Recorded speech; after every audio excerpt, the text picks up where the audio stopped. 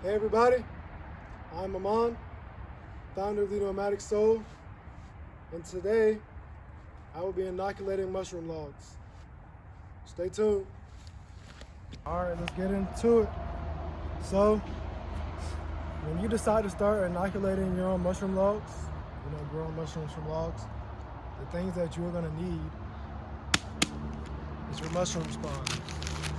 So you have your mushroom spawn, the sawdust mushroom spawn. You have your inoculator tool, and basically what you do with this is poke it into the sawdust spawn. After you have drilled your holes into the logs, take this, press it down, and it plugs the log with the spawn. And then after you do that, you're gonna take this or a paintbrush or a cloth or whatever you decide to use. You're gonna dip your tool into your wax, your cheese wax, and then cover the hole with wax. And that's gonna protect the spawn from bugs and temperature fluctuations and rain and all those different things like that. So I went ahead and set up a little practice log for you all to see. This is a very ugly looking piece of sweet gum. And I've watched a few videos. People suggest to drill your holes 4 to 6 inches apart.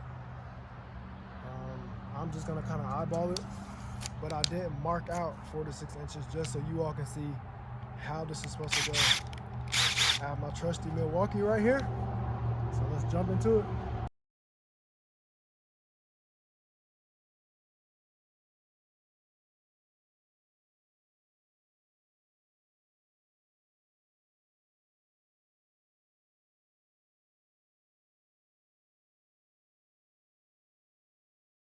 So basically I take inoculator tool, and I would say you just stab it into there about 2 times. And I like to press the spawn into the hole with my finger to make sure that the hole is filled, because sometimes the hole is half filled and you won't be able to tell. I'm not sure if I drilled these holes too deep for this specific inoculator tool, or maybe the tool doesn't catch as much spawn out of this batch as I need, or I'm not sure. Maybe this is just how things are. But I make sure I get every inch of this tool filled in with spawn, press it in, and I push my finger to be sure that there's no extra air space down there. There's no air gaps.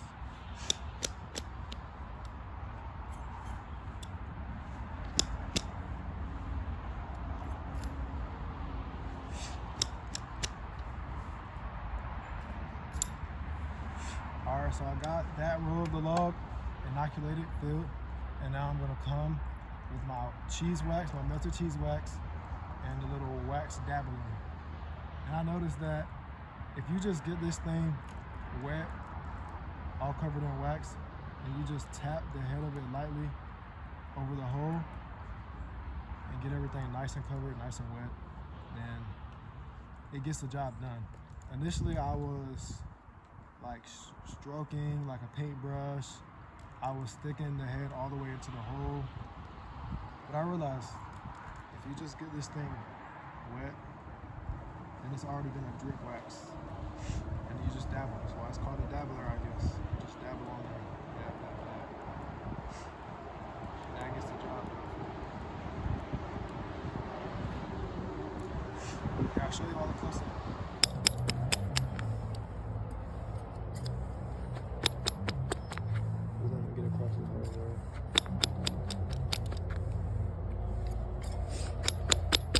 This is what I was talking about, pressing the hole in and make sure that everything is filled.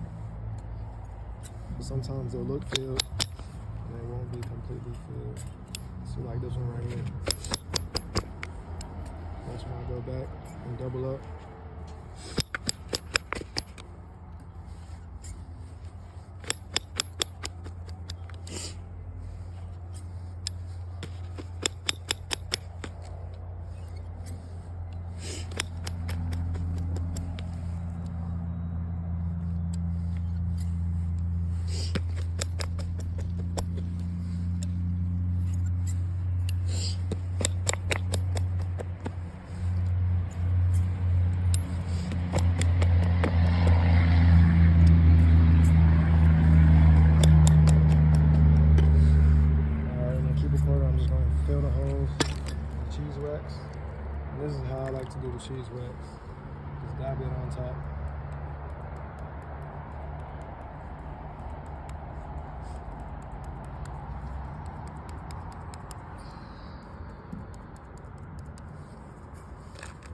sure you keep wax on this thing, man.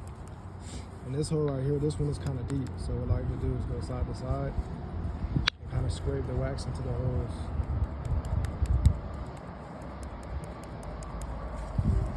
And that's it, y'all. All right, so I'm gonna go through a quick rundown, a quick summary of this full mushroom inoculating process, this mushroom log process, just in case I miss any details along the way in this video. So basically, you're gonna pick out which type of mushroom you want to grow and make sure that you have the specific logs for those mushrooms available to you.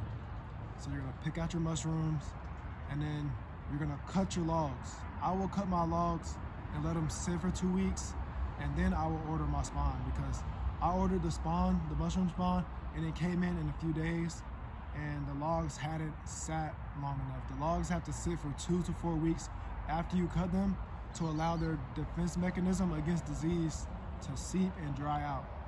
So pick your mushroom, cut your logs, let them sit for 2 weeks, order your spawn, and after you order your spawn, then you go and inoculate your logs. So you're gonna drill the holes in the logs, fill with spawn, cover with wax, and you're gonna place your logs in a nice shaded area away from wind, away from sun. You wanna keep the logs very moist. You don't want them to dry out. Something else I didn't know is right after you inoculate the logs, they have to be exposed to daytime temperatures of 45 degrees Fahrenheit or higher. So right after you cut the logs, you inoculate them, for 4 to 6 weeks, they have to be in medium to warm temperatures. So make sure you plan as far as timing and scheduling, depending on your weather and climate. Make sure you plan for that 4 to 6 week gap for the logs to really settle in before it starts getting to the freezing temperatures. The drilling method that I use for these logs is the one that everybody else suggests to use. It's a diamond method. So what I did was I took a ruler and I measured, where's my stick? My stick's probably inside. Oh, here it goes. Took a measuring tape and I measured 4 inches on this stick, and I drilled a hole at my mark on this stick every 4 inches. That's for the first row. After I finish the first row, I set my stick down, I rotate the log, and I just eyeball it. And I drill in between the 2 holes that I did previously in the first row. So you'll have 1 hole, 2 hole, and then on your next row, you'll drill in between those holes. So it'll be 1, 2, 3. And then in the end, when you end up getting to your 4th row, you'll have 4 holes that'll make a diamond shape. Another method that a lot of people seem to like is called force flushing. Force flushing is when you soak these logs in water for 24 hours, and this causes the mushrooms to come out, pop up, and fruit. It's called flushing. So you're forcing them to flush. And people do this on a schedule. So they'll do it every 4 weeks, 6 weeks, 8 weeks throughout the year, so they can get a consistent harvest. Otherwise, the logs will kind of fruit and flush sporadically. But this is kind of a system to have more control over the yield and the harvest of the logs, And when you're doing this force flush method, or when you're doing mushroom logs in general, I would advise doing maybe 8 logs or more. I think 8 was the number. I have to put the information, the link into the bio of the video. But there's a set number, like a minimum number of logs that people suggest you having, because some mushroom logs can yield very low amounts of mushrooms, like half a pound, And if you only have 1 log that's only putting out half a pound of mushrooms every 8 weeks, that's hardly anything. There's a lot of planning and thinking and just preparation that goes into these mushroom logs. So before you make this investment, make sure that you have everything you need. Make sure you have the space, you have the time, you have the tools, make sure that you're well prepared, because to me, this is a very great investment. This is a very good investment. This is something that'll feed you for years on end if you do it correctly. But you have to do it correctly to get the return, and that's with any investment. But yeah, that is how you inoculate mushroom logs. I am Amon, founder of The Nomadic Soul. I thank you all for watching, and stay tuned for more videos. Have a nice day.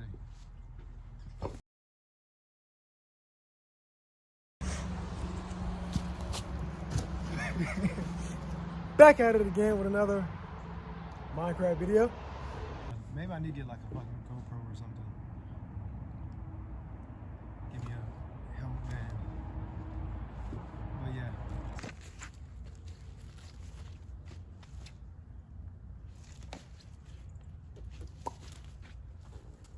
I don't know if you can see me in frame over here.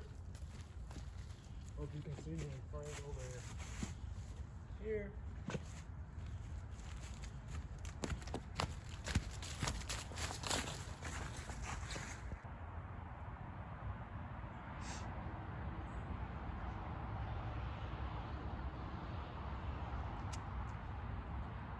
I have a challenge. Do you all know your wood species, your wood bark? We have 1 oak, 1 sweet gum, and 1 poplar. Which one is which?